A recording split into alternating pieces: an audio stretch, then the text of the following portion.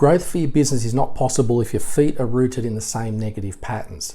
So what this means is that without instilling some change or changing the perception that you have of how things are operating or how the business currently is, then that growth that you're striving for can't be realized. Businesses grow when there's a shift in thinking, there's a shift in behavior. There's actually a renewed sense of self within you as the business owner, because we need to understand that you as the business owner can ultimately hold back that growth.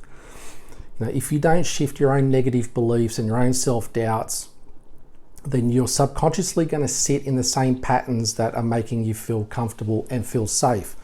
And that's what the avoidance of change ultimately is. We're avoiding feeling uncomfortable. We want to stay in our safe space. So here's a little exercise I'd like you to do.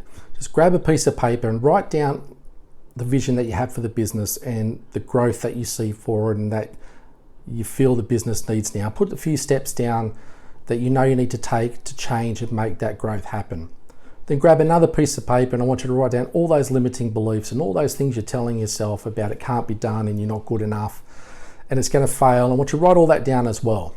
And let's bring those 2 pages together and help you to start understanding that it's the internal factors within you which is holding up a lot of the change, holding up a lot of the growth.